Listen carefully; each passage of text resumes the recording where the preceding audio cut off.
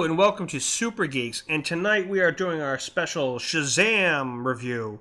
I wish I had some cool special effects I could edit in later, but I don't feel like it. Where I say Shazam, actually why not? Here we go. Shazam! Oh my god! I turned into Mary Marvel! What's going on, people?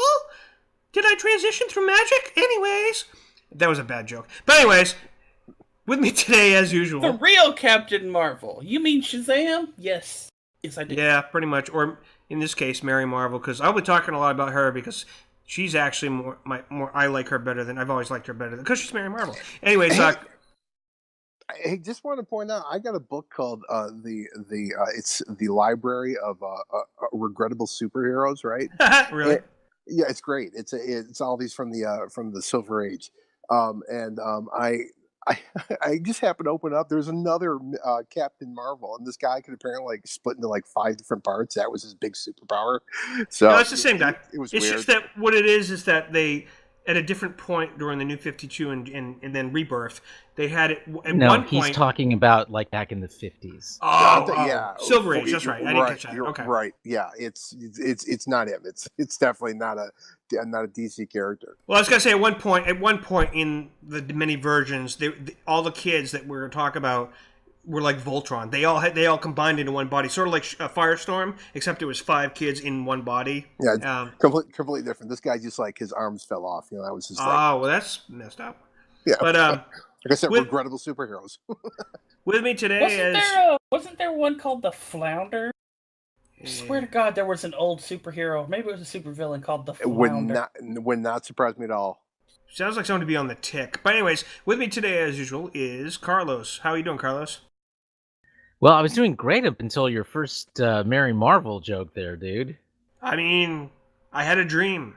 It was weird. It made me question my superhero-ness. Other than that, ready for action. You were having a good day until that point? I mean, didn't the cheese and wasabi thing make you gag, literally? It did sound like it. The folks at home don't know about that, so yeah, they do. Over it. I mixed cheese with wasabi, and it made Carlos feel like I should be slapped by Gordon Ramsay. No. Here's the thing, folks. It's not just cheese. I'm talking nacho cheese in a can. That's what we're talking about here. He literally said he takes nacho cheese in a can and mixes it with wasabi. It's a good brand. Cheese sauce. Anyways. Alright, so Carlos was doing alright until he heard that, and so now you're gonna be alright? Do you need to take some Pepto-Bismol so you don't throw up, or? I'll make it through. Alright. And we also, before I introduce the next person, I have to warn you all, you're about to enter a no-pants zone. Imagine a man dressed in latex, standing on rooftops, relying on throat cancer for intimidation. You have passed into a realm beyond sanity, beyond sense. A place unfortunately named the No Pants Zone.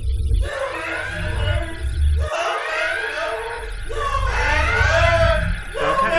So yeah, now that we're in the No Pants Zone, you've all been alerted. With me today is Sean. How you doing, Sean?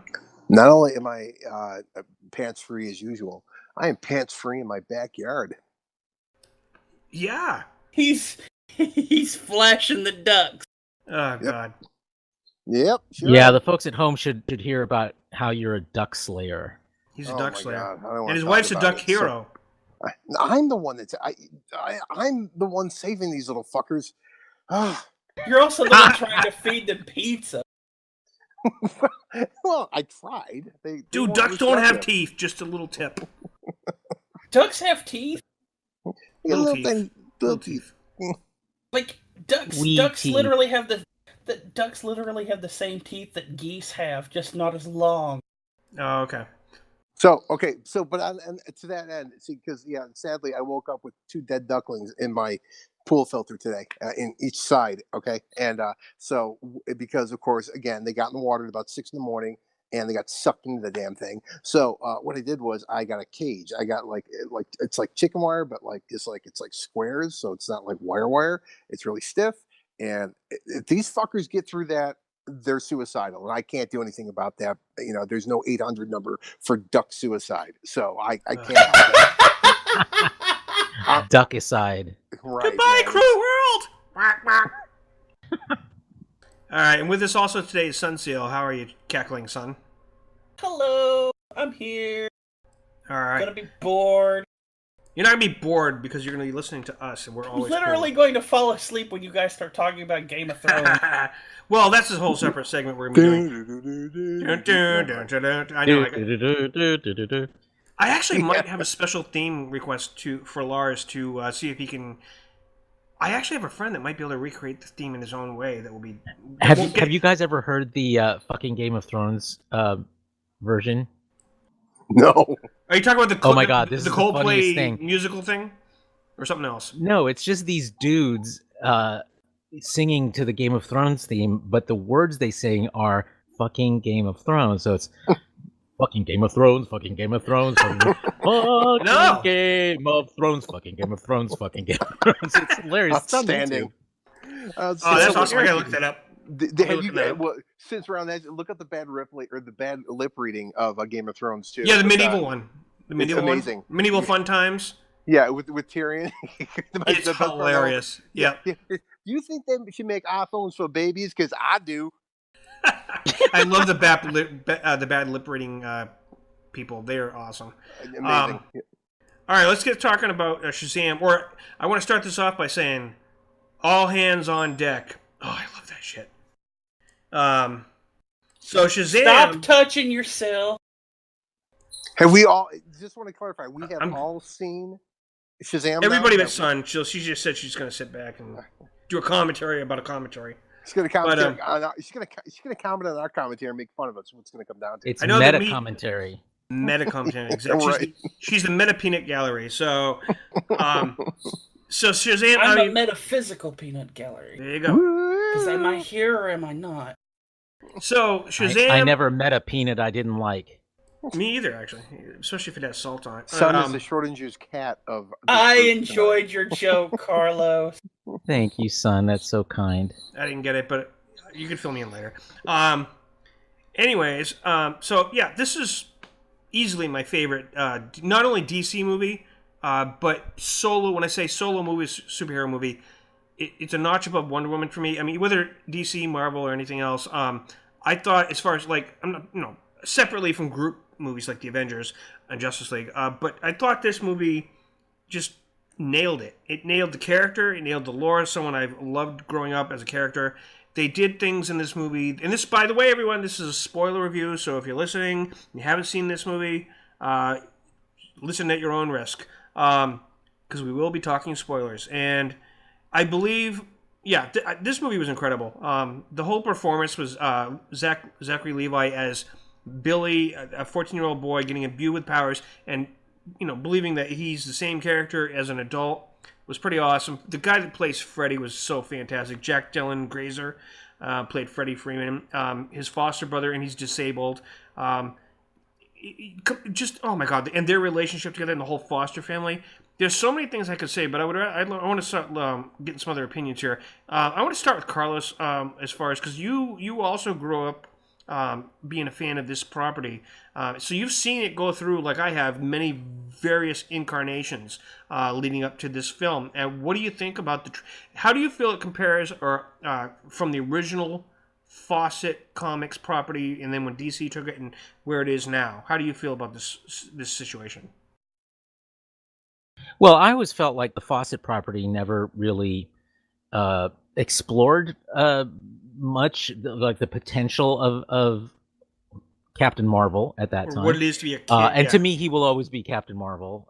Right. But he's not my Captain Marvel. Well, he's Captain Thunder Fingers now, or whatever it is. Sparkly Fingers. Sparkly Fingers, that's right. Sparkle Fingers. Yeah, he doesn't actually get a name in this movie. But he says that name to the media, Freddy. He calls him that like throughout the whole movie, including to the media. Yeah. So I'm starting to think I kind of want to make memes. He's Captain Thunder Fingers. That's kind of what I'm going. I'm going Sparkly with Fingers. Sparkly Fingers. I'm sorry. Wouldn't a better hero name be Captain Cantrips? Because I mean, isn't that what cantrips are? You're literally just making your fingers spark with electricity. Well, his first joke was when he was naming him. Lightning. He called him after Captain. When the girl asks who he is, she goes, "He's Thundercrack," and he's like, "Dude, that sounds like a butt thing." It's awesome. Mr. Philadelphia. That's right. That's a cream cheese thing. Yeah. Naming the character, and that's one of the funniest things throughout this whole movie. Because Carlos, do you remember a while back when we were anticipating this movie. I asked that question. How does he tell anyone his name now without changing back? How does that happen? And he doesn't. That's how they fix that because he can't. Because he's not Shazam. Shazam is Right. the wizard.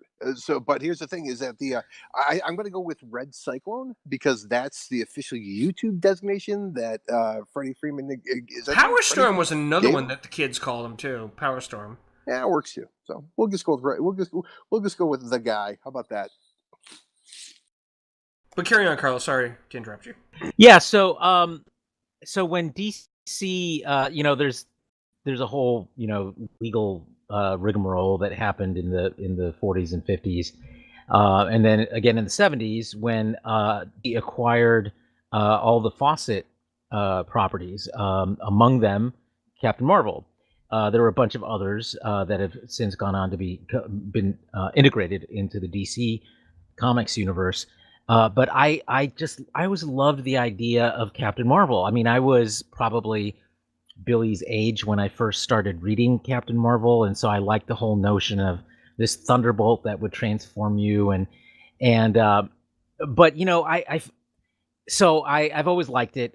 But again, I don't think DC, even though it has reinvented the character several times and they've never gotten rid of him, like he always comes back. He's been part of the Justice League. They have an animated version of it that was actually a really touching story in which Clark Kent discovers Billy Batson. Shazam or Superman versus Black Adam or something like that. Yeah, something like that. And it was very touching, especially as an animated piece. Excuse me, it has me choked up.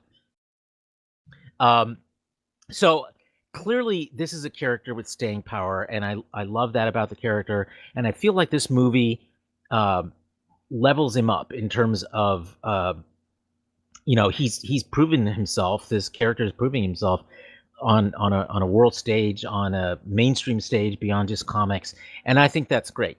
I thoroughly enjoyed the movie. There were parts that actually brought some tears to my eyes, and I think one of the things it captures really well is just this whole the feeling that I had when I first discovered Captain Marvel, which is just this wonder of being gifted with these superpowers and the responsibilities that come along with that, and how it becomes a whole family thing, which I've always liked a lot about the Captain Marvel saga, is that it wasn't ever just him, and I always loved Captain Marvel Jr., which I guess they won't be calling him that now, but Freddie Freeman when he turns into it'll probably be Captain Sparkle Fingers Jr. Right. So and I loved the kid who played Freddie Freeman. He was spot on, and when he levels up at the end, and he's played by Adam. I like that. And he's played by Adam Brody, who is one of my favorite actors. It was perfect. It was like, and he even looks like Jack Dylan Grazer. They did a great job. Yep. Yeah, it was all great. Now, having said the stuff that I love, I loved Sivana as a villain. He was a little cartoonish, but in general, I thought he was pretty effective. But my quibble with the movie is, I guess, the quibble I've always had with Captain Marvel, which is they really just don't explore his powers very much. It's like they never say exactly what his powers are, and you never see him use them specifically. It's like it's wisdom of Solomon, strength of Hercules. What's the A? Atlas. One of them is Athena. Oh no, Achilles. Achilles, Solomon, Athena, Hercules, Z is Zeus. Atlas. No, sorry, it's Atlas. Solomon, Hercules, Atlas, Zeus, Achilles, Mercury. But I don't remember. Yeah, Atlas was I think the endurance weight for holding up the planet. That was the idea, the stamina of him or whatever. Anyways. Right. So so we never see those specific kind of qualities about him play out in the movie, and in fact for most of the movie he's just getting beat up by Sivana, which I mean it isn't really till near the end, and I'll admit that that's part of the arc for the character, so I get that, but boy, did it have to take so long? You know, I mean, it's literally It was near a the minor end of the quibble, I movie. agree. I've had some people argue, I've seen some arguments on some podcasts where they were like, but I don't see the wisdom of Solomon. I actually disagree, and I'll tell you why, since just because we talked about that while it's fresh. George, I want to just interrupt for one All right, second and let you get back on, because before I forget this, and it's going to be out of context when I say it later. If I understand the concern about how long the Savannah Shazam fight sequence took and everything, and all how long that our whole thing went through the movie. I will remind you of Man of Steel with Zod and Well, Superman. I had the same problem with that too. Well, But what I liked about that makes this not even remotely seem that bad. He was a kid, though. He was more afraid than actually getting hurt, is what it was. Yeah, he is more afraid. And there's some genuinely funny parts. That whole bit when they're like a mile away from each other and Savannah's doing his monologue. He can't hear him from that far away. And then he's like, I can't hear you. I don't know what you're saying, but I can't hear you. Oh yeah, and then he goes, whatever, and he just charges him. How did he not know? It's like, how did he not know that he couldn't hear him? It's like, dude, where are you? Where do you think you are? Of course he can't hear Super hearing was never on the list of Captain Marvel's powers. It was That's true. Super hearing was it not. Just wasn't. Yeah, so I agree with everything you're saying, except before I forget, the part about, now I'm losing it. It was remind me somebody what I was about to say. Well, while you're thinking, I will. While you're thinking about that, I will repeat the other. Oh, the Wisdom of Solomon. Just before I forget again. Oh, right, Wisdom of Solomon. Yeah. Okay, go ahead. So the reason I don't agree with the critics who say they didn't see a demonstration of the Wisdom of Solomon is he did start getting the Wisdom of Solomon, but it took a little while for it to kick in, you might say, because at the end of the day, he's still a kid, and where you saw it was several things all throughout the end, the third act. Especially when he had that realization of what he could do with that staff instead of giving his powers to Savannah. That was a demonstration to me. It wasn't just him remembering something that Shazam said to him. That's where the wisdom comes in. You remember something somebody gave. Yeah, I get that. You know what I mean? And the other parts where he was learning, and it was all coming to culmination when how he figured out how to stop the seven deadly sins. It was a work in progress, and I agree. It was. He absorbed the Solomon wisdom. It's like, I don't think we've seen all of his powers. I didn't get that. Pretty much we have, yeah. Okay, well, I don't think we saw him use them all in the fight. I thought when he's practicing and things like that. But and that's really par for the course with this character. I mean, throughout his history is that they show him flying and beating stuff up. So it's basically flying and super strength, but we don't really. And speed. The lightning was new. They added that like in the more modern 52-ish era. They didn't show him. He wasn't able to use lightning powers like that back in the Golden Age and all that stuff. It was more of a modern interpretation of saying, okay, let's make him shoot lightning too. But one of the things that they did do, which I liked, was and they did this back in the day too with Captain Marvel when he was Captain Marvel. Was the use of the Shazam lightning as its own weapon. That started with Justice League Unlimited, from what I recall. No, he did that back in the day. Oh, he did that back in the day. Comics, you're right. And then he would grab Superman in that one episode, and he would flip him over, and he would get Shazam, and he would just Superman's vulnerable to magic, so it was really messing him up big time. Right. I definitely liked how they used that, and I will also say, and every time I see the trailer, and it's one of my favorite. It's just a quick thing in the movie is when Billy Batson is on the roof and he runs, leaps off of it, leaps off, and he does this pose as he's leaping. It's a great leap pose when he says Shazam, shot, yep. and the lightning hits him. It's transcendent. You really understand this kid and this power and the awesomeness of it all in like 2 seconds, a 2-second sequence, and it's an image burned into my memory, and I love that about it.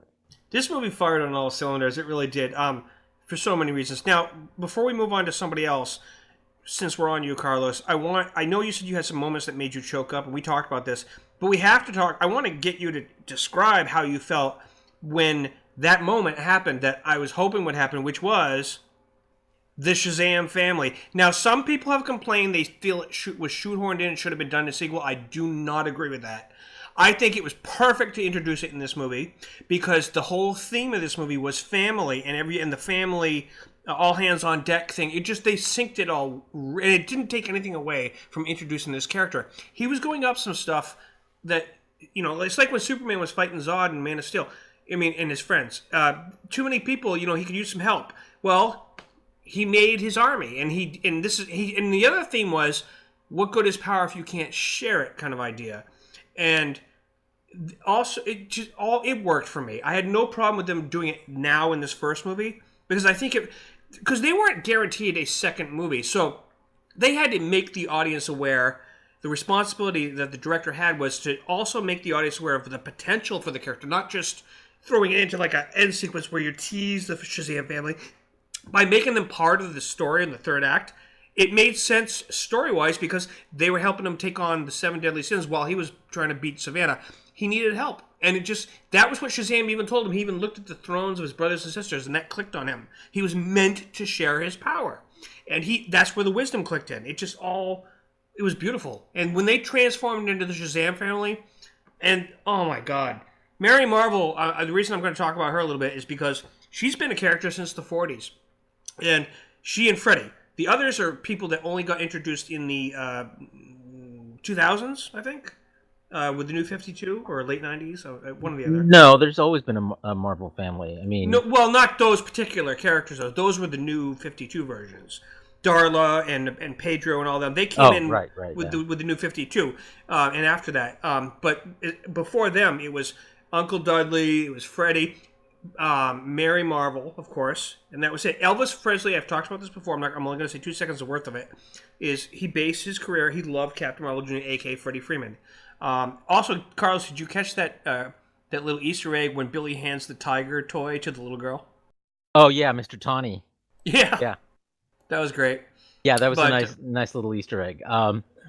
Yeah, and I totally agree with you. The other Easter egg? Which one? Oh my God! You didn't catch the keyboard scene? Yes. From Big. Oh, Yes, yeah, it was yeah, awesome. Yeah. No, that was awesome. And they both looked down, and there was a funny thing about it. It was like the almost fourth wall break, and they both looked down at it. It was fucking great. I loved it. Yep. But Santa was just like, fuck this. I'm not dancing with him. Let's go. That was great. And yeah, it was quick and great. I definitely enjoyed that call out to Big. What do you rate this movie, Carlos? We're not done, but I'm just asking you right now.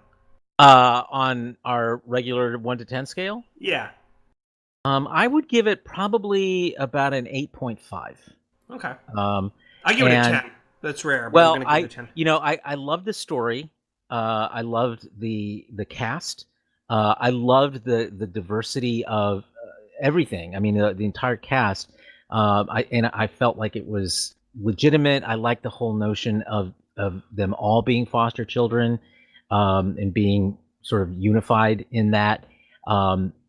So yeah, I thought that part worked great. My quibbles are, I've already described some of them. The biggest one, of course, being the real lack of exploration of Shazam's powers. Again, simply just because that's always been the case with DC and even with Fawcett, and I just feel there's more to this character than they've really fully ever explored. Now, I haven't read much of the New 52 one, so maybe they did better then, but during all the time prior to that, when I was watching what they were doing in the comics with him, I felt like, they went about half as far as they needed to go, and I wish they'd go more. So apart from that, the other thing I had, and you and I talked about this offline as well, George, and it's a stylistic thing, but it was very distracting to me, that how kind of over muscled he is. Yeah. And by over muscled, I don't mind big muscles, but trust me, I don't. But it's the proportion of the head to the rest of the body, and that's true. And like I said, the director talked about it. It was because they're. Yeah, I know it's a choice. I know. I just think it's a bad choice. I mean, I respect the fact that he was true to the choice and it gave it a certain aesthetic, and that's fine. I just think it looks bizarre. And the person with whom it looks the most bizarre is interesting. It's not the females as much as it is the males, and They didn't. But see, did you notice they didn't actually do that to the females? Because their arms, unlike the others, their costumes on their arms were exposed. They weren't able to pad it because their arms were either a tank top-ish cut-off thing, or with Darla, and then with Mary it was short sleeves. Here's what I want to just comment on that, because here's what I noticed through 2 watches of this movie is that you could, what I think really throws it off is with Zachary Levi, you can see the gap between his collarbone and the costume, and and that's, I think, why it looks very out of proportion. There's an actual physical gap. There is. I watched several interviews with him. He's been touring like crazy, and he did get ripped for the movie, but not like that. There's such a huge difference. It's unreal. So yeah, and it just feels unreal. I mean, it falls into it's the like Robin Williams' Valley Popeye almost, except in a way. Well, no, because that works because it is that's true to the character. That's true. That's an exaggeration. Yeah, a complete exaggeration. And from what I understand, that it's the Shazam Captain Marvel that's never been an exaggeration like that. It's been, shall we say, realistic as far as comic book universe is concerned. So I really hated the way Freddie Freeman ended up looking after it, because even though I love Adam Brody as his grown up ideal self, because he embodies the same sort of sense of humor and perspective on the world, so I love that. It's just his head was too small. Head. Yeah, I agree. Before I move on to Sean, I want to point out something just while it's in my head. The reason we were talking about Savannah earlier. Now, the thing with Savannah, even though he normally in the comics never got the powers and all that stuff, he was always the evil Lex Luthor type laboratory guy, like evil scientist. But the thing I liked about at first I wasn't, but Savannah for me, there was one part that made me go, this is where he was a little cliche at first, but that one of the twists they did in this movie is that there have been many champions called, but hardly any of them. And it's almost like they have a website for people like that are ufologists. I love that shit. That little addition they did to this. That's never been in the comics before, by the way. And the way they're he was trying to piece together, because he had that experience as a child, and it affected his father and everybody in his family, because the father, played by John Glover, who played, by the way, Lionel Luthor in Smallville, plays the father of another. Yeah, I thought that was a nice touch. Yeah, and he causes the car accident, but because he was zapped into the Rock of Eternity too to be tested by Shazam, but he said, "You fail," because he couldn't get past the test of the 7 deadly sins temptations. And that one line when Savannah walks back, when he finally gets back into the Rock of Eternity, do you know what it's like to tell a child you're not good enough and how it affects you? That was powerful, because when I was a kid, I remember this one teacher, Mrs. Walsh, and I'm shaming you on the air, I don't care. But middle school, and she, in front of the whole class, was like, George's handwriting is terrible. Pass this paper down so you can all see it. She was horrible to me. And I told one of my friends who became a teacher at the same school later, one of the people I graduated with, who ended up going back and becoming a teacher because he went to school for it after we all graduated. And we were talking one day, and I said, "Is Mrs. Walsh still there?" And he says, "Yeah, she's old, but yeah." I said, I want you to tell her, if you see her, I swear to God, how horrible she was, because I will say if I ever see her, because she said this and did this in front of the class. It humiliated me. But that when he said that, it brought back that memory that when an authority figure, powerful figure, says to a child, it made me sympathize with Savannah just a little bit, at least. But that was really interesting how they did that, because he made that one line. He said, "Do you know what it's like for a little kid to be told you're not good enough?" And then he's got his father and brother doing that all his life anyways. And then the wizard tells him that. He's like, "Oh, I'm going to bring you here just to tease you, to tell you suck." I mean, that actually makes a lot of sense for how it could affect him. Because he saw a guy with actual magic powers tell him at first, "You're the chosen one." And then he's like, "Nope, actually you're not. You actually suck. Your dad was right," is kind of what is in his mind, what he was thinking. It actually defined a lot of his motivations, and I appreciated that one little back exposition to really help make him not just a cliche caricature of a bad guy. You know what I mean? His motivations were a little more relatable. What did you think of that, Sean? Since you're next, what do you think of that? Well, I actually like the character a lot. You gotta remember, I go into this, and I explained this before. I haven't really read comics probably since the early '90s, when I That's discovered okay. girls. So well, it's true. I mean, I stopped doing a lot of things in the early '90s because of that. So, but I got more into it, into the lore later because of the other media out there. It's the films in these TV shows are good for somebody like me because it's a time issue. I can't constantly consume all the other especially print media of it. It's like funny because it occurred to me that I'm 43 years old, and I just learned 2 years ago. I didn't learn, I figured it out, that it stands for Detective Comics. So that's, Yeah. Yeah, that's true. can you believe that? I I just forgot fucking about that. figured that Yeah. out. I just figured that out. But no, I come into this as a clean slate. I remember very vaguely because I grew up in the '80s, as a kid that would have seen the Shazam cartoon when that was in the '70s. So I just kind of missed it by that Well, much. there was a live action, then there was a cartoon. But yeah. Well, I don't even know. See, I got nothing on that. So but I vaguely remember seeing the cartoon. But so I come in with a fresh slate on this, and I like the approach of the villain in this because they went out of their way to make him not one dimensional at all. I mean, look, yeah, tropey, sure, but no, he wasn't one dimensional by any stretch of imagination, and he Agreed. was. It was clear from the very beginning. In fact, I didn't realize whose origin story in the opening scene we were watching. I assumed it was our protagonist. By the And way, Sean, you probably didn't catch this, but when Shazam was showing Billy the sort of holographic backstory, one of the characters, his former champion that released the Seven Deadly Sins, he was alluding to Dwayne Johnson playing the Black Adam. So when he comes in and maybe And by the way, Dwayne Johnson is one of the executive producers of this movie. yeah, and there you if go. you notice the likeness in that magic hologram, they did go out of their way to make him look like Dwayne Johnson. Didn't even catch it, but that's very Well, I cool. figured- Yeah, Yeah, it was yeah. a surprise. It just popped up on the credits. I'm like, Dwayne Johnson. Yeah. As an aside, I love Dwayne Johnson. I do He's too. fucking great. He has transcended the Space-time stereotypes that you would continuum. normally associate with his background, and I think that's fantastic. And Sean, are you familiar with who Black Adam is? Not at all. No, wouldn't have a He's clue. basically an ancient Egyptian ruler who was the first one Shazam imbued with that power, but he abused it instead of. And in the comics, he's one of the most complex, awesome characters you can possibly imagine. He's like a guy he's from ancient Egypt.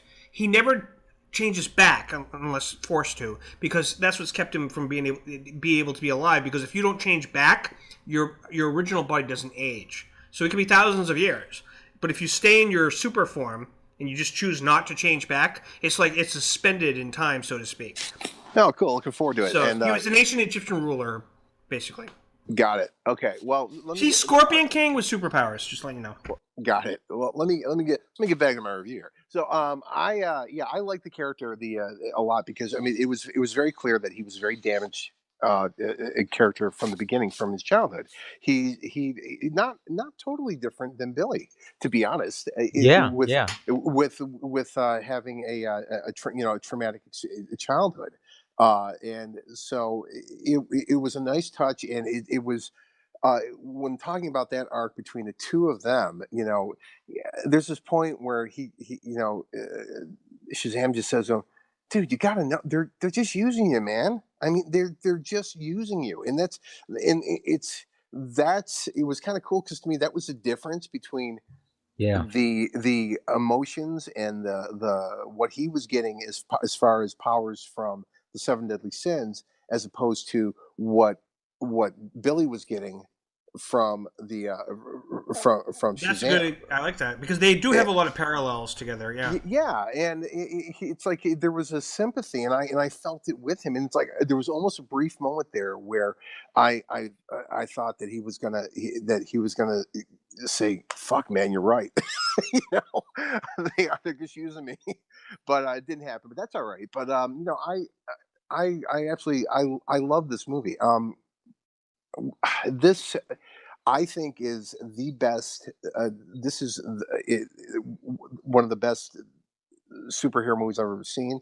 I think it's the best solo film I've seen since the Dark Knight. Even though the two completely different films, I put it up there with that. It's so good. It's just point by point, it hits every mark. I love one of the things that I really appreciate is that Zachary Levi never went out of character. Levi, just Okay, well, Well, that's how he thanks. pronounced it. So just to be Okay. correct, Yeah. Zachary Levi. like the jeans, just think like the jeans. Okay, well, he never went out of character. He was Billy Batson the whole thing, even Yeah. as Shazam, and that's what I loved about that because you could see that he was, um, a 14-year-old kid who had these powers now, and it was great because and it's got to be particularly difficult for two actors, especially him and the young man that played the younger version of himself. They have to be so in sync to be able to pull that off, and they were. That's a good splendid. point because unlike some movies where you have a young actor portraying it's usually flashbacks for the purpose of why there are two actors for the same character, but in this case, it was always ongoing in real time. It's just that they kept swapping back and forth. And you know what? And the thing about it is, the two don't look anything like each other, except for they both have dark hair. Okay, Right. but it doesn't matter because they acted so much alike that you were sure it was the same guy. And I really want to give a shout out to the performances of these kids in this film, especially Yeah, Darla. they're fantastic. All of them. All of them. Yeah, all of them. You're right. This By is the way, I have all their names in well. front of me, just so you guys know. So Jack Dylan Grazer played Freddy as a young kid. His Adam Brody, as Carlos pointed out, is when he Shazams. Faith Herman is Darla Dudley. Now that's an interesting last name, Carlos Dudley. Faith Herman as Darla Dudley. That means if we ever get an Uncle Dudley, he's probably related to her. So that's just a guess.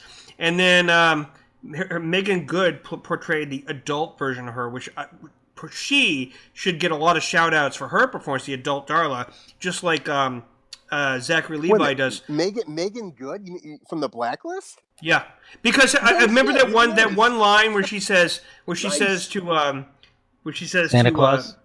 where she says to Eugene, she goes, "You almost exploded me." That's exactly what a little kid would say when he was like accidentally almost hitting her with the lightning. And she had to super speed out of the way. And she goes, "You almost exploded me." I just caught that on the last viewing, and I was like, that was cute. It was something a little kid would say. She's the youngest one, too. And, and then she said, and then the Santa Claus scene, of course, where she says, "By the way, my name's Darla, and I've been really, really good." He's like, "What?" Oh, okay. So wait a minute. Think of that. So that's who Darla is. Then it's a different Megan. She's the black girl, right? The little girl, the cute little girl that I would adopt in a heartbeat. The hugger. Yeah, she was so sweet. She was awesome. I would adopt all of them, actually, to be honest with you. But and here's the thing about that is the dynamic of the foster family. It was wonderful, and I think it was necessary. I think for today's audiences, to be honest, it painted a very positive picture that we don't always hear about with foster families. And yes, like I talked about that on the group, but not here. That I had an experience where I had some offline friends. Sorry. You finish? Yeah. I mean, it was very positive, and the message was strong that your family is who you make it, and it was a wonderful message. There was there was so much going on in this film, and it was so fun and so well put together. And it also, again, metaphor here of of how what we do to kids and how we treat kids as they're growing up, it really does determine who they are as adults. And you look at the polar opposite of the two characters here, and Billy could have just wound up, had he not, had he not found had not been chosen, had he not found this wonderful family, he could have been the one of like Savannah did. I mean, there's no reason why he wouldn't. He was 14, and you've got his entire teenage years ahead of him. It could have all fallen apart for him as well in a different way. And my biggest problem with this movie was that I did the I couldn't wrap my head around the whole thing with why his mother took off, it didn't really make a whole lot of sense to me. It seemed like they were just trying to come up with a reason for it.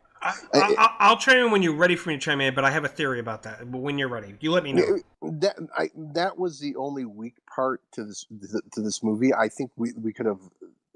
I think I get why they did this, because I think he needed closure. I think is why they. Well, do you mind if I just chime in to tell you my quick thought on that?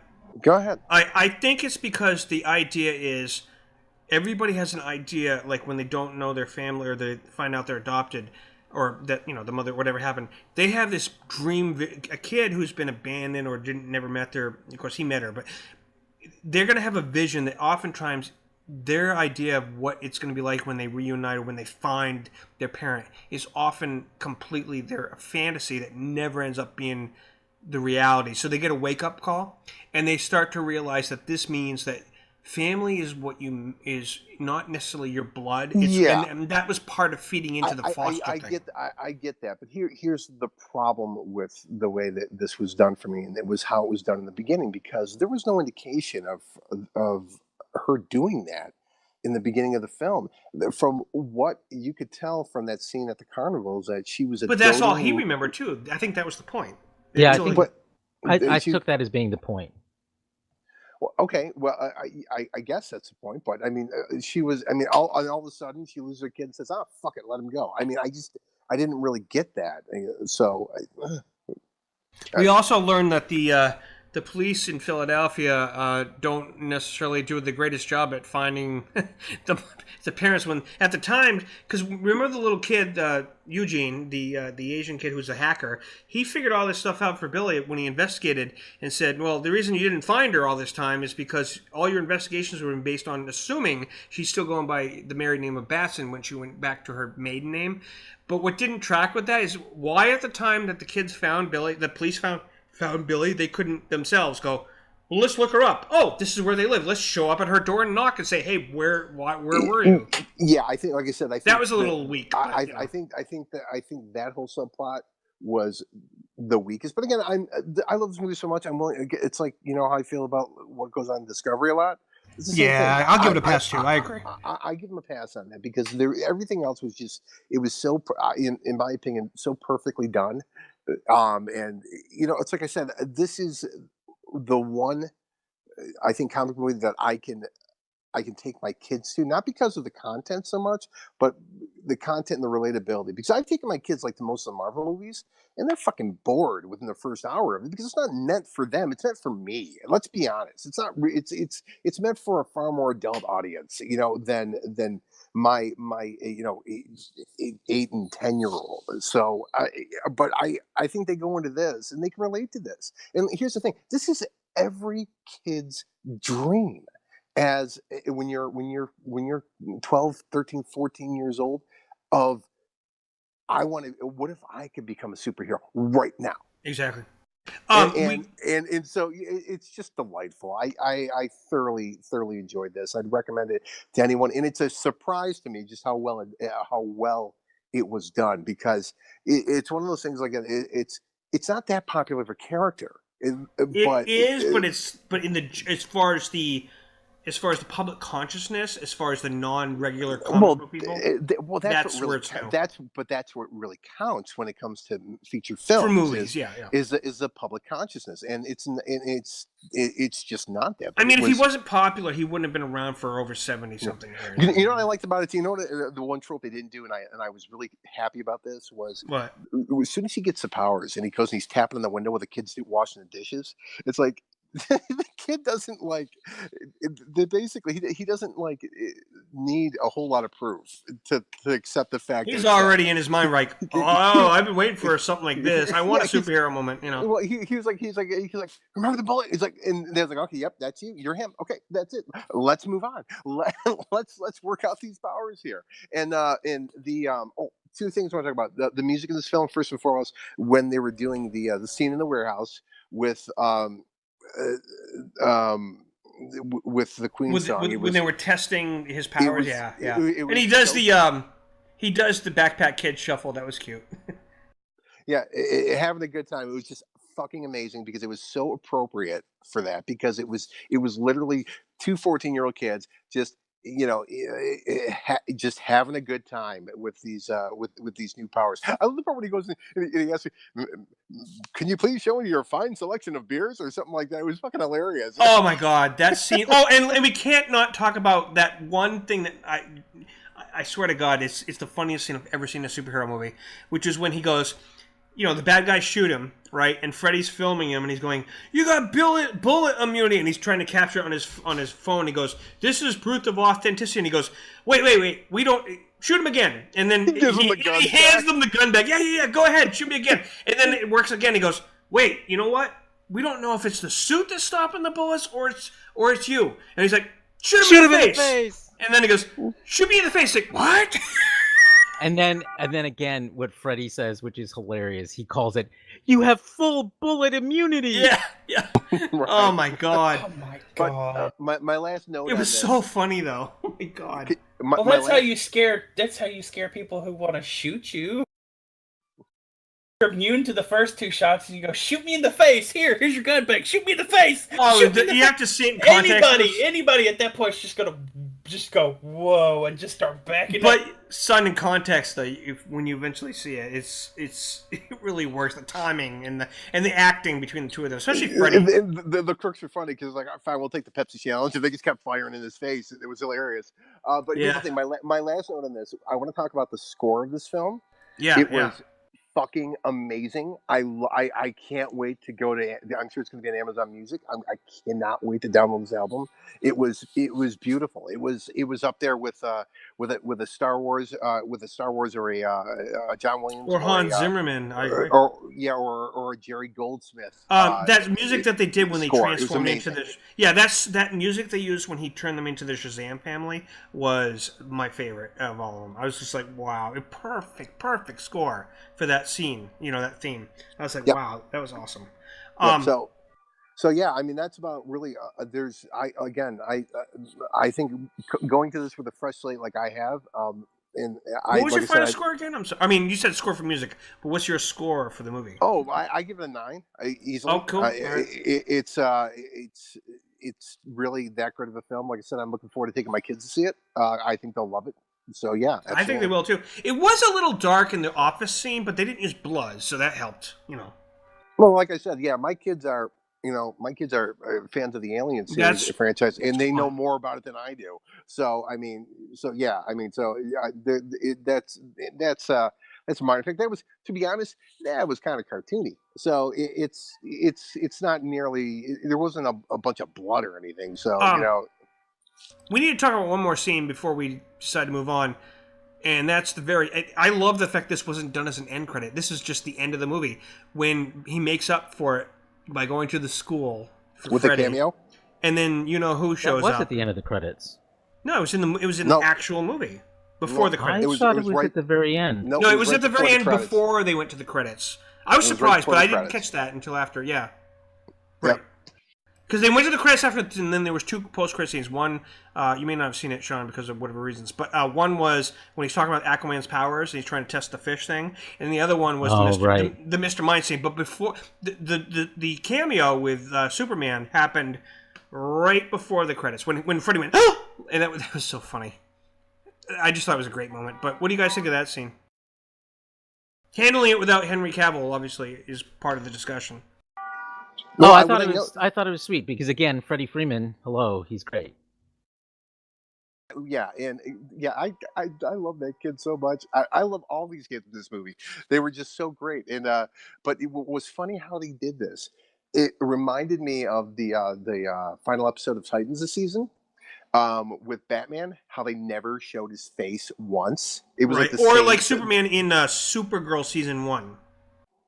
Oh yeah, exactly. Good call. Right. And so it's it's the acknowledgement of the universe without distracting from our stars. And And they used the costume from Justice League, not his Man of Steel costume, which was interesting. Oh Jesus, who the hell noticed that besides you? A lot of people. Oh my God. They talked I about didn't. Nerds. Yeah, there's a weave difference. You know George, how like when you watch. George, hold on, George. You know it's bad when I say fucking nerds. You know it's bad.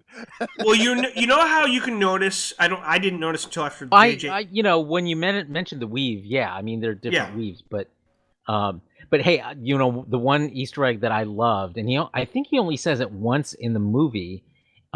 He uses Captain Marvel's and Billy Batson's Gee whiz. classic phrase. It is not gee whiz. It is Holy moly. Yeah. which interestingly, that phrase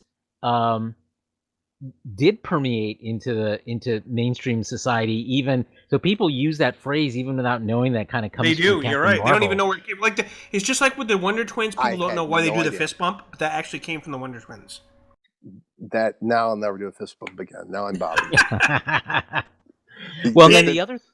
The Go two ahead. worst mainstream comic book characters of all time. Oh, I totally agree. Well, they weren't comic book characters. They were either. all No, right, they small. they're animated series characters. That's correct. Yeah, and they were awful. I mean, They were worse Donnie. even They were than meant to be Marvin Donnie and Marie. and- What was They- what was the other one's name? Marvin and Ja- Wendy? Is that her name? Marvin, Wendy, and then the Wonder Dog, and then it was Zan and Jaina for the Wonder Twins.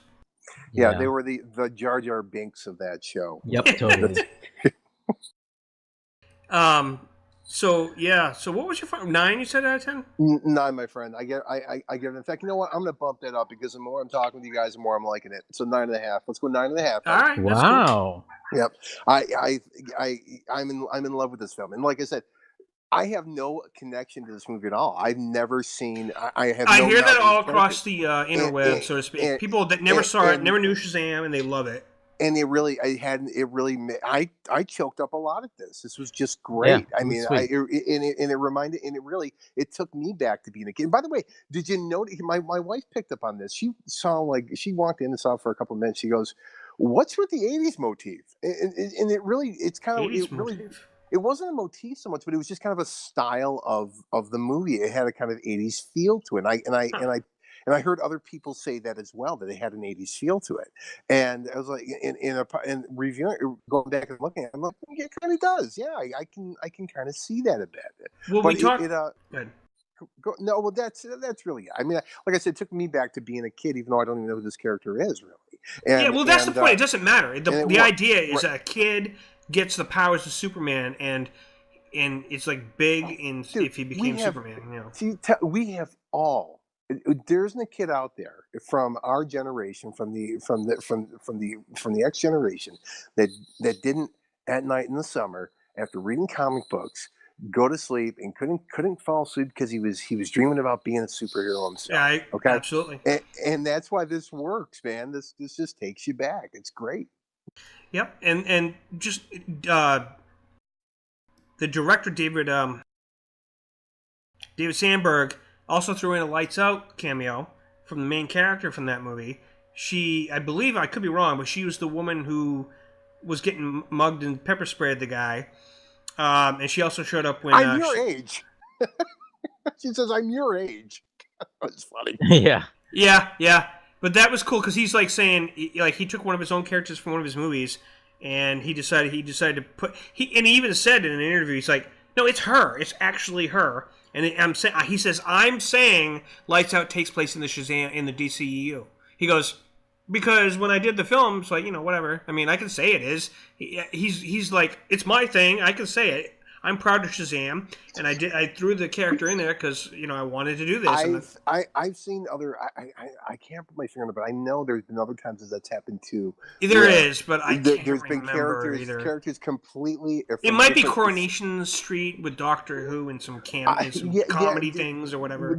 I can't remember what it is, but there's been cases before where a director has shoehorned in a character from something else, and it was just even though it's completely outside the universe, it's just a great nod to it. Hey, why do I know the name David Sandberg? What else has he directed? He did Lights Out. By the way, his wife played one of the women in that boardroom scene who got killed. She was the one. She was the only woman, I think, in the room at the time. But what has he done? He has done. Hold on. He's done a lot of horror short films, but. So this is kind of like the Marvel does this a lot, where they go to these directors you wouldn't expect to. Is he the James Gunn of the DCEU? Is that? I'm not sure he's right there yet, but he could turn into that. Yeah, I mean, he did Annabelle Creation, Lights Out, and a couple other things. He's done a lot of horror stuff. Okay. He did Closet Space, Attic Panic. So basically, here's the thing. Lady Boy. This is why I know who he is, because of Red Media has reviewed like all of his horror films. Okay, here's what it comes out. This makes total sense. Okay, he is a director of low budget horror films that make a shit ton of money based on their budget. Right. That's why he got in. Good for him. Fucking Annabelle Creation was the first full movie he did. The others were all shorts, but yeah. Got it. And now he's done Shazam, but Annabelle, and then he's done Lights Out. But yeah, it's kind of cool when a director can have the creative license to have that option. What's that? George, we lost you. No, you can hear me, right? Hello? Now we can. Okay, just making sure. He was gargling salt water, guys. No, I hold on. I'm going to change my push to speak back to what it was before. It's using the mouse is always flaky. Hold on. Oh yeah. Use a button. I hate to use the mouse. So what were you saying, George? Because we never heard you.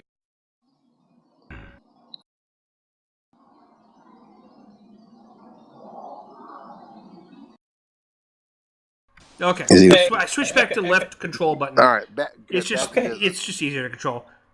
All right, man. I was just saying. I was going to make a comment. That us waiting for George to say something, you could hear Sean's background, and it's like, oh, George is summoning Satan. So moving on a little bit, but in the same subject, one of our other subjects we can talk about is that Shazam's final weekend box office turned out to be 57 million. It's covered by Forbes about that. What was the budget in the film? I think it was 90 million. Really? Yeah, it was one of the cheaper. Yep, 90 million. There's a difference between. Good for him. Good for them. Yeah, it's interesting. It's not. It didn't do as well in its opening weekend as some other DC movies have done, but in terms of return on its budget, it's doing great. And, yeah, that's amazing. And it'll have legs. I mean, I think it'll very much like Aquaman. It'll go on and do some surprising things. I think the word of mouth on this film is going to be very strong. Aquaman evolved. He grew legs. Hey. And so Marvel's Kevin Feige has suggested, this is another subject, that Avengers Endgame will focus on more narratives set in the past. After Avengers Endgame. Their plan, as reported by CNBC, is that the Disney movie studio will focus on more narratives set in the budget, such as when Captain Marvel said it in 1995. I'm thinking they're going to do a retcon to introduce Fantastic Four and things like in the X-Men, so that they can then catch up with a future movie and say, oh, they're already there. What do you think about that, Carlos? I am of two minds on that. I think that definitely Endgame signals a big transition in the Marvel universe. because they're losing the actor Chris Evans, who's playing Captain America. I think they're also losing Robert Downey Jr., right? They haven't he's done actually with his. said that. Well, they're sort of hinting that Chris Evans has officially confirmed he's done. Chris Evans. Yeah. But Robert Downey Jr. has not actually said those words. It's been hinted. Well, either way, it's a big transition, and what they choose to do next can be a big deal. We talked a little bit about this last week in terms of them, Marvel doing some pretty good movies with some lesser known heroes, and that the movies are making money, and that bodes well for the future. I don't know how I feel about the going to the past thing. I just it might work. The whole nostalgia thing might bring out people. Captain Marvel has soured me on this. I got to be quite honest. I'm going to the past. Yeah, I mean, I don't think I like it, but it could work. I mean, it depends on how it's being used as far as setting up. If I have a prediction, and I don't know any spoilers or anything. I mean, are you sure it's not Star Trek Discovery that's souring you on the past? Listen, this is why in a way, that is actually setting up what I'm about to say. Because I didn't live in the 22nd century. So but listen, it's all new to me. I think that we already know at least that there's some kind of a reset going to happen. They may not bring all of them back, but they're going to go through some kind of a time thing to fight Thanos and do whatever in Endgame. Now, I've heard rumors that this is going to be an excuse to, in a new reality, say that a retcon that mutants have always existed now that they own the X-Men again and stuff like that. I think that what we're going to find happening now is that the reason they're talking about this is if they reboot the universe, they have to do some of these flashbacks to show you some of the changes, so that when we go forward in Phase 4, you've got things like Fantastic Four have always been there, mutants have always been there, and little things like that, since they're now absorbing the Fox properties back into the MCU. I don't think that's necessary, and I'll tell you why. It's because they haven't. It depends on how they're going to do it, but I think. Your theory is strong, but I don't think it's necessary, because they've never shown that they've needed to do that before to introduce new characters. No, but they're seeing the article talks about how that's been the moneymakers they've noticed. Well, okay, I get that, but my point being here is that look, they went into the MCU in these stages to introduce these characters, a little bit at a time here to us, and in the process of doing that, let's not forget the Netflix series as well, which also coexist alongside of them. So even though they're not involved in the main fight, so it's entirely conceivable, just from the perspective of this whole MCU, that we may not see it's logical. They can retcon it so that there's a reason why we didn't see the Fantastic Four. There's a reason why we didn't see the X-Men.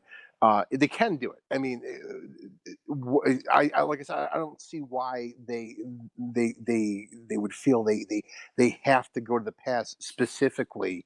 I'll tell you why. Because with the Fantastic Four especially, the reason that I think they would have to do that is because unless they completely changed a lot of the strength of the narrative of the Fantastic Four, they were a very public family that publicly did their heroics. They weren't a secret family doing secret things for the government or S.H.I.E.L.D.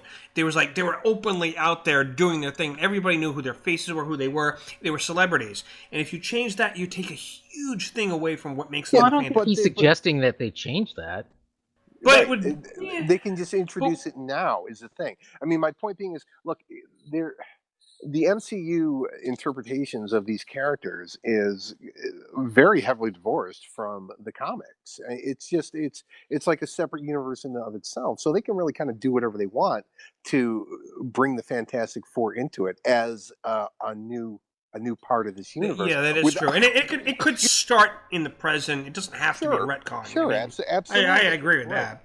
I'm just saying that if they're gonna, we don't know how much is going to be reset.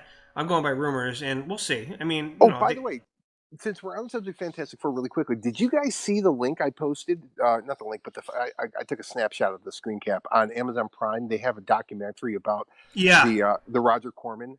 Dude, it's I remember that fucking whole. great. You've got to watch the whole movie. Yeah, but you know who played? There's another story that you may not know. They had a pilot for a TV show for the Fantastic Four that was black and white, and guess who played Mr. Fantastic back in that pilot? So you can find it on YouTube. It was the guy that played the professor on Gilligan's Island. No kidding. It was makes sense. awesome. I can totally see that. It was I can actually totally more see true that. to the comics than the Roger Corman thing or anything else. Well, here's the thing. It was an unaired pilot, an unpicked up pilot back in the 60s. The Roger Corman film, that's not the story. It's the shit show of the production, and they've got interviews with everybody in this documentary. I highly recommend it. It's so fascinating on the what was done. Because these guys, the actors and everybody that was involved in this, the producers and the directors, they all went into this thinking. I know, they even wore one of my favorite versions of their costumes with the white top and, you know what I mean? They went into this thinking they were making a movie, and what they were sold, the bill of goods they were sold was that this film is going to launch your career. That's what they were told. Right.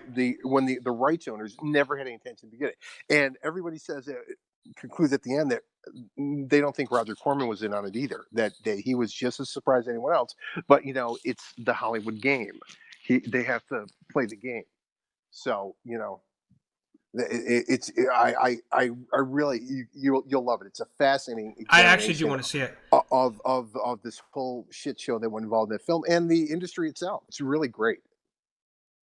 All right, so I want to switch subjects to.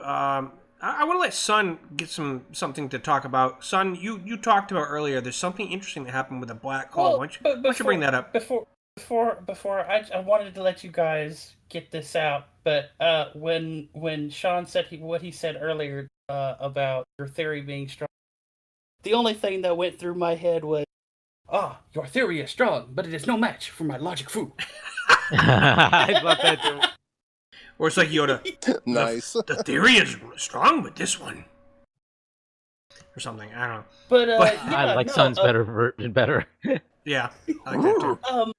It's we're recording this before the event. This will probably be out after the event has taken place. But scientists in the EU, astrologists in the EU are. You mean astronomers?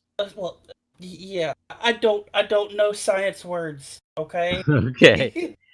But astronomers in the EU are getting ready to release a press event on the 10th for what we believe to be the first photographic evidence of a black hole, period. Because everything we've always had has been like animations or drawings or concepts of what we think one would look like, because we've never actually seen one. Interesting. And we believe that this is the case because of the technology they were developing last year to do such a thing. Black holes are entirely they've been theoretical in nature, but based on a lot of evidence to them. So photographic evidence is kind of fucking amazing. That's really something else. Yeah, the one I guess gravitational statistic that we knowingly point to and say this is possibly a black hole is the phenomena around Sagittarius A. And I believe that's the photographs that they were taking, if I'm not mistaken. So if it's something to be interested in. It's something that'll be interesting to see unfold on the 10th. I hope it's that. I really do. Or as they call it in the next generation, what they used to call black holes. Yeah, what's that other singularity? That's the other term. So, yeah, that's interesting. I like that. Yeah. All right. 2 minutes spent on real science, an hour 20 spent on. Yeah, I know. All right, I think we've covered just about everything. Well, there's one more subject. I guess we could squeeze this in too. Carlos, you posted something about the big movie of the year may not be what people think, and it might be The Lion King. What makes you think that? Tell us about that. Well, that's that's the industry speculation that despite this being the year or the era of superhero tentpole movies, that the movie everyone's expecting will really outperform everything else is likely to be the live action remake of The Lion King. And the idea behind it is that this is a property that has been incredibly popular in a lot of different versions, as an animated film, as a very popular and inventive stage musical version, and now moving into this live action remake. And that it's family friendly, it appeals to all ages, it's got a huge nostalgia momentum behind it, and much like the live action Beauty and the Beast, Jungle Book a Jungle couple Book. of years ago, that was also very successful and was actually, I think, a really great movie. It looks like it's going to be a powerhouse. Yeah, for me, you know what? Nobody's backing up. The Aladdin. live action Aladdin. Yeah. Well, we'll see what the final result. We'll see what the final not so result. much. Well, yeah, but we could all be surprised by that by the end. It's funny you bring that, because like George, I was thinking the same thing. It's like there's so much hate about it just based on the few stills we've seen of Will Smith in this, that it's like watch it be fucking great. I think that their mistake was in the marketing. They shouldn't have revealed that shit until they were totally sure what they were doing. They shouldn't have done, because they did like the before and after, and it was like, and it just they should have waited. It reminds me of the teaser shot they showed of Discovery, and it just looked like that's what I mean. The work in progress doesn't always work out well when it comes to marketing. They figured No. Back up. I loved that fucking ship. I would love to have a starship like that teaser Discovery, especially with the little safety cages around the Bassard collectors. I want that. I want that shit. But the Lion King does have a special place in my heart, because it was the first movie I ever took my daughter to when she was like 5 years old, and she looked up at the screen. She'd never been to a movie theater before, and she went, "This is the biggest TV I've ever seen, Daddy." And so for me, I'll always remember that. It's like, so I'm actually looking forward to checking this out. Dumbo, however, is not doing so well. We were going to talk about that last week.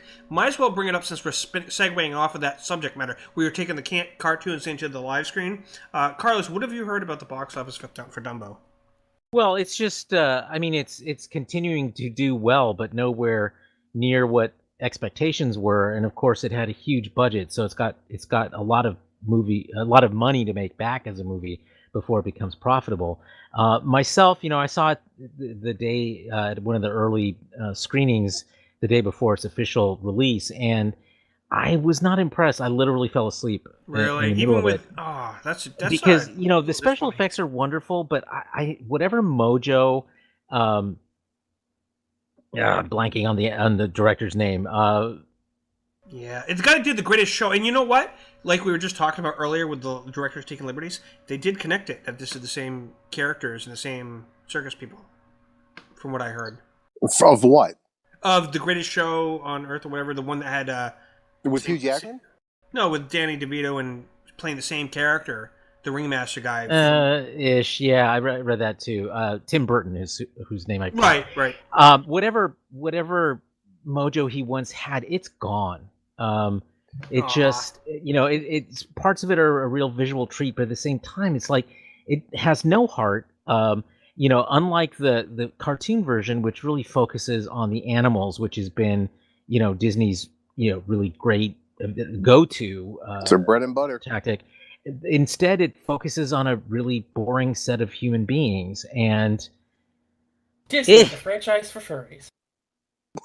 So there were so many people that got offended by they couldn't deal with seeing what they thought was Dumbo wearing the clown makeup, thinking he was getting abused. But if you watch the trailer, I was like, it isn't so even adorable. That. It wasn't. It isn't even that. I mean, it looked just as bad in the cartoon version too. It's just that it makes huge missteps by focusing on the wrong thing. Right. The people in this movie, the human characters, just aren't very interesting, and you want to know the animals and the circus animals better, but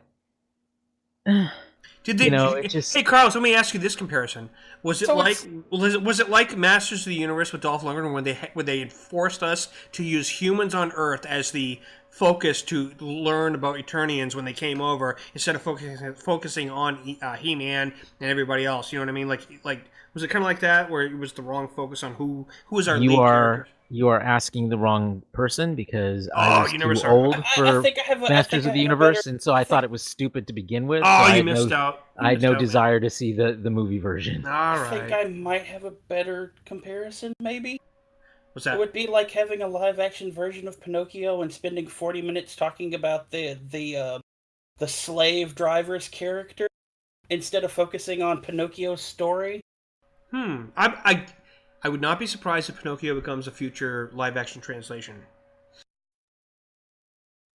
But we'll see. I wouldn't be surprised either, but I think that it's going to be hard to portray the wooden puppet without it just looking weird. I don't know. but Modern who CGI. knows? It's Well, very... here's the thing. I'll make a comparison here because did you guys see the live action Beauty and the Beast? Yes, no, and I thought it was wonderful. I did not. I did too. I agree with Son entirely on this. It was great. Yeah, having And that added extra story to give us a background on Belle was wonderful, in my opinion. yes, Let me ask you guys this thing, here- since they're doing a here's the- sequel. here- Go ahead. Here's the thing about this is that they didn't make the misstep with Dumbo by focusing on human characters. They focused on all the favorite characters from Beauty and the Beast that you loved, as far as the inanimate objects that have been turned, there were people that were turned into inanimate objects. And it worked wonderfully. It's a great movie. I love I want to bring up. To be honest, I never liked the animated version of it that much. It was never a big thing. But the live action version of Beauty and the Beast is fucking great. I thought it was And while we're on fantastic. this subject, just because we haven't talked about it yet, they're doing a sequel to Maleficent, and I loved, even though a lot of people had a problem with some of the reinterpretations of the character, I loved that Angelina Jolie movie, Maleficent. I thought it was great, and it was taking a character that was always a certain way and like giving her some exposition. And now they have a sequel coming out, so maybe she becomes the evil person that people complain she didn't really truly become to lead into Sleeping Beauty. But what do you guys think of that? Are you aware of that? Did anybody here see Maleficent? Didn't really care to. That's not my Okay. bag. I wanted to, but I was really busy, I think, making a film at the time, so I didn't get to see it. See, Carlos actually makes movies. That's right. we forgot. Carlos makes movies. By the way, Angelina Jolie is going to be playing a lead character in the upcoming franchise for Eternals from Marvel. So now she's going to be part of the MCU. That's going to be very interesting because I think she's a powerful actress to bring into the MCU. And I think it's smart because if you're going to do Phase 4 and you're going to bring in these new franchises like the Eternals, she's going to be playing basically a character who's basically an immortal. And I can see this working really, really well. What do you think of that, Carlos? I've never been an Eternals fan, so I haven't either. But it's going to depend on the strength of the I script. wasn't a Guardians fan either. Yep. But I have hope. Because from what I hear that about the story is that it's going to span Thousands a of long years, time, yeah. like thousands of years, and Right. that might work. I Isn't think there's some inventive ways you could use that as a hook to really give it some narrative strength. But when you look at the Eternals, the costumes are boring, the characters are kind of bland. I'm hoping they improve on that. I think it's possible. What were you going to say, son? Isn't the Eternals the that cameo with Stan Lee in one of the Guardians of the Galaxy movies, where he's like sitting on a rock as a No, those are spaceman the or Watchers. something? They're different. They're like the guys that just have observed, like they're kind of like the Time Lords. Well, yeah, no, I was thinking if that was the same thing, wouldn't it be cool to have like this council of these people just Actually, standing you're not around far off, son. Wait a minute. Wait a minute. Are the Wait. Watchers the Watchers the big heads? Yep. And here's the thing: they're actually what they call the in a celestial level or whatever. Okay. But it's like, wouldn't it be this amazing thing to have like this council of these people show up for whatever the hell it is that they do as watchers, and just have like a replication of Stan Lee that never says anything but is always there? God, I hope not. I guess we'll find out. That's kind of meta. Hey, I wanted to give you guys an update. Duck update. Duck update. Oh, if Casey was here. No, it's quick. Yeah, perfect. So Duck update. That's not bad. Update. That's pretty good. good. Wait, do it again because I interrupted you. One more time, go. Duck update. Duck update. All right, I like that. All right, so the male, the daddy duck, after being a completely absent father the entire day, has decided to show up. Now, male ducks are bastards. He really is. He's a fucker. He's been out carousing all night long. I could smell beer in his breath, and oh my god. So and now he's just decided to show up, and he was getting shit from Mama Duck. She was having none of that because all 6 of those babies were still fucking up when he showed up. So I feel her pain entirely. So that's the situation with ducks right now. I did want to bring up two subjects tonight. I have 2 topics I want to talk about. Really quick. One's really quick. One's a little bit more in depth. We were talking a few weeks ago about the problems that Netflix has. Basically with their originals and the original films and the original series, and how they're getting the most viewed content, for example, is like Friends and other people's content. Well, one of the things we discussed was the fact that they do zero fucking marketing on television for their stuff. And I just saw the other night, I couldn't believe it's the first time I saw an actual Hollywood trailer for the movie The Highwaymen, starring Kevin Costner and Woody Harrelson, that's on Netflix right now, on network television. It was on NBC. I couldn't fucking believe it. I was like, holy shit, it's a real fucking trailer by Netflix. So maybe they're taking the hint that they need to really start marketing this stuff better, because I don't know if you guys saw The Highwaymen. The Highwaymen's a pretty good film. It's basically the story. I haven't seen it yet, but I plan to. Yeah. Hey, what's that one, Sean? Go ahead. Hold on. It's the 2 Texas Rangers that track down Bonnie and Clyde. It's a great movie. I saw that trailer for that. What's that one you've been watching Barry about? Oh, Barry's basically about a former Marine sniper who became a hitman, and he's kind of a lost soul type thing, and he has a contract to kill a guy, and the guy he's tracking down, he follows him, and he's in an acting class, and somehow he gets sucked into the acting class with the guy and decides that his calling is that he wants to be an actor, and so he wants to get out of the hitman game and be an actor. And it's a dark comedy, and it gets especially dark during the last 2 episodes of the season. I highly recommend it. It's with Bill Hader. It's very, very clever.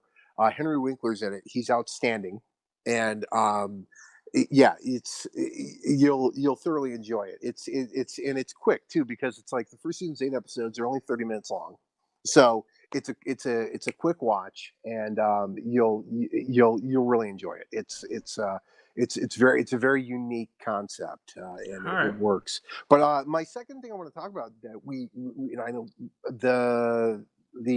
I know you have a lot to say about it. The trailer for Joker.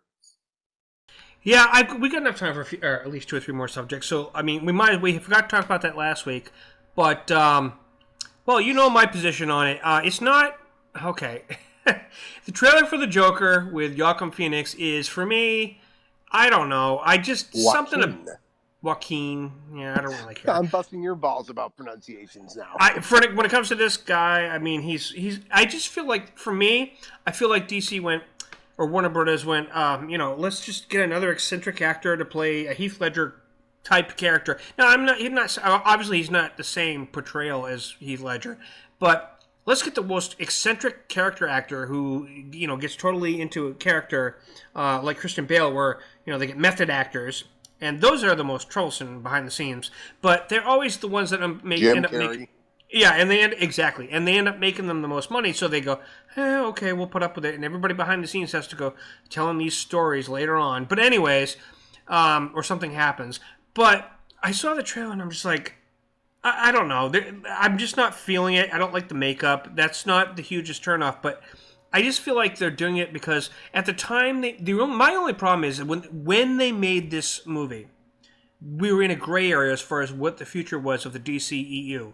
It was before Aquaman's success, and then which led into Shazam.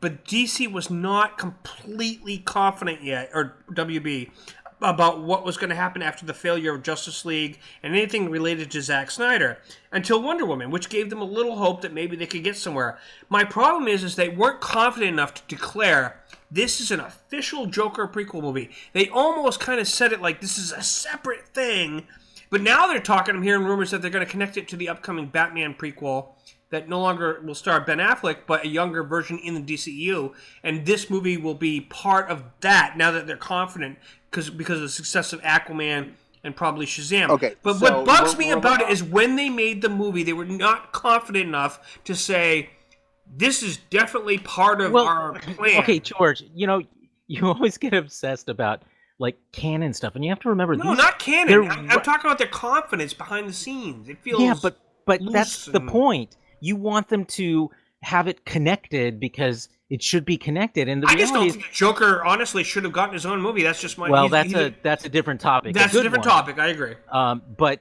the reality is they're in business to earn money, and I know. And lots of movies. The whole notion of integrated universes is very new in cinematic history. So one-off movies like this used to be made all the time, sometimes connected to other movies, sometimes not. So if it's a good movie, it's a good movie. If it's not, it's not. Whether it has to be formally connected to other movies, it doesn't. The reason I don't want to watch the movie, I love the Joker as a villain in a movie with other, like either Batman or somebody else, like in Suicide Squad.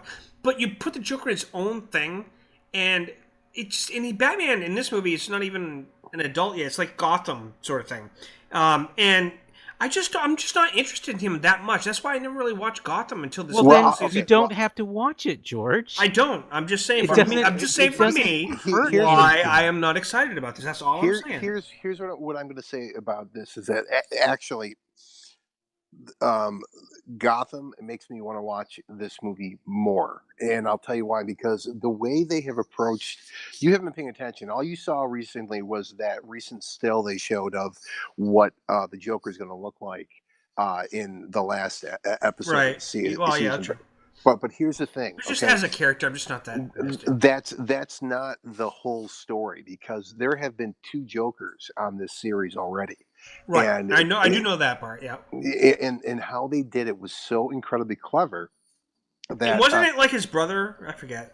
Yeah, and here's what they did. They had right. He had a brother. The first one was Jerome. Okay? Right? Yeah. Right, and mind you, obviously they're going to both play with the same character, same actor. And what they did was they stylized Jerome.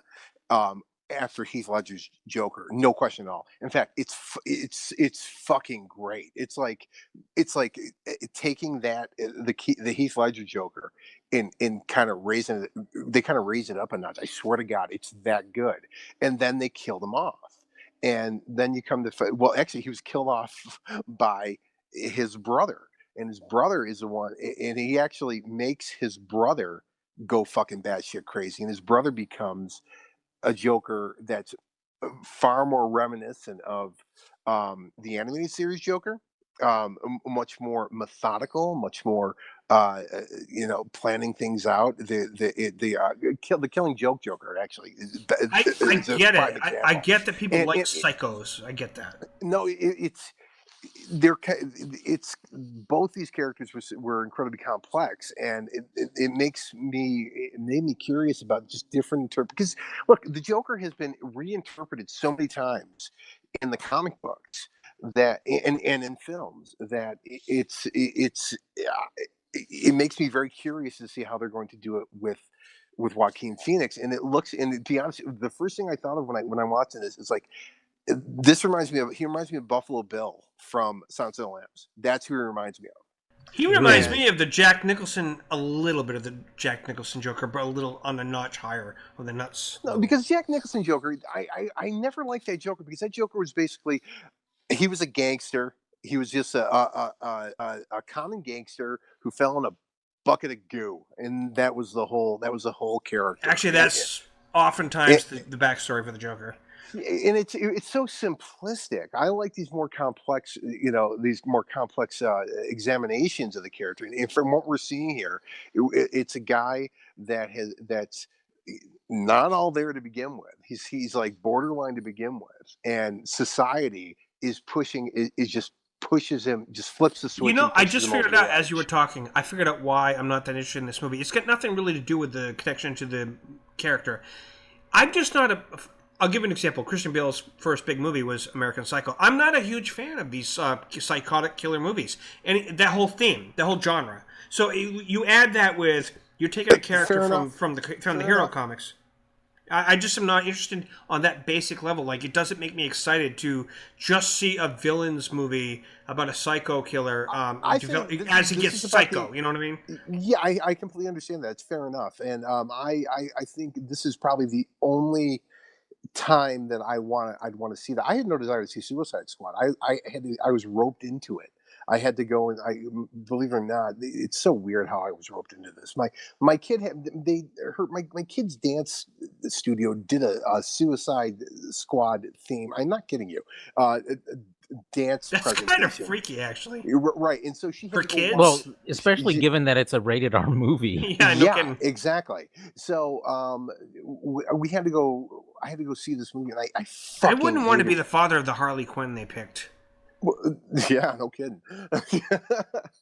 But it was obviously much more subdued in the. I'm sure, but I'm just in the saying. recital. But what bothered me, it's just like none of those characters were deep at all. It was all very one dimensional, and none of them were fucking likable whatsoever. So I'm hoping that it's not an ensemble piece. It's one character that we're going to see a good character story. That's what I'm really hoping for. This it really intrigues me, and I like Joaquin Phoenix. I like him a lot. So he's a great actor, and he's very multifaceted. He does a wide variety of roles, very diverse. All right, I want to wrap it up for this segment because I want to. I don't What? have the article in front of me, but before we could close out the show, supposedly there's supposed to be, like, I think a comic book or something that expounds upon the world of Pan's Labyrinth. I heard they were going to actually do another movie. I don't know if it was a movie or if it was a comic book. What I read was they were going to do something to do with the Fawn, which is also another name for Satyr. Yeah. Well, yeah. But yeah, they're supposed to be expanding upon that movie, which deserves so much more than just the one movie. I've never seen it, but I awesome keep hearing movie. about it, and I am intrigued. It's a foreign film in that I sat and watched subtitles the whole movie. Yeah, I keep hearing about it though. I do want to see it. But it's a great movie because Is it on Netflix or? It might be, but it's a Guillermo del Toro film. So. Oh well, yeah, he's awesome. Yeah, so he did a lot of good stuff. All right, let's wrap up this segment of the show. Before we go, we got another What's duck that? alert. We have another duck alert, Carlos. We have another duck alert. Duck alert. alert. Duck Good. alert. Yeah, it looks like Daddy Duck's on the couch. All right, so for this segment of the show, Carlos, where can people find you? I am on Facebook in the Axe Monitor Facebook group, on Twitter at cpedraza and at Axe Monitor, and on the web at axemonitor.com. And Sean, outside of duck saving now, instead of slaying, where are you? Yeah, I'm. Well, you're right. I'm at my pool right now, watching the drama unfold. So, Then he gets I back to whacking people. I mean, you should make a duck blind. You should make a backdoor duck blind. I'm telling you. oh man, if I only had the time. That could be funny. You and your sons could be in there, like No, using your what we'll do- binoculars. You know. Yeah, but see, here's the thing. Carlos just heard backdoor duck blind, and he thought of something completely different. Oh God, you had to go there. Well, you just gave me a great idea. We'll reenact the entire episode of Who Watches the Watchers from Next Generation with nothing but ducks. And, Oh my God, yeah. And there's your show. So, you can find me, of course, on the Real Super Geeks Facebook group, and you can find me over at the X Monitor Facebook group, and that's about it right now because Twitter's boring the shit out of me. And son, what about you? Hey, do you guys like I don't know, Facebook? Do you like No. us? Do you like listening to us talk about stuff? I Would you don't. like to read us talk about stuff? I hate You it. can find us over on Facebook at the Real Super Geek. Boom, best promo ever. Hashtag best promo ever. Hashtag. And you can find us on Subspace Radio on Mondays at 8 p.m. West Coast time and 11 p.m. Eastern time. And also on YouTube on TR Super Geeks. I'm going to be having other venues or media to watch us on, but not yet. So until then, we're going to be doing... Young kids and your hashtags. Back in my day, we called it #. Oh, man. Well, you know what? Which brings a new meaning to hashtag me too. Oh my god. Oh, my God. Oh! All right, we'll talk to you guys next time, which for people listening to Subspace Radio will be right after, so it'll be quick. Hang on.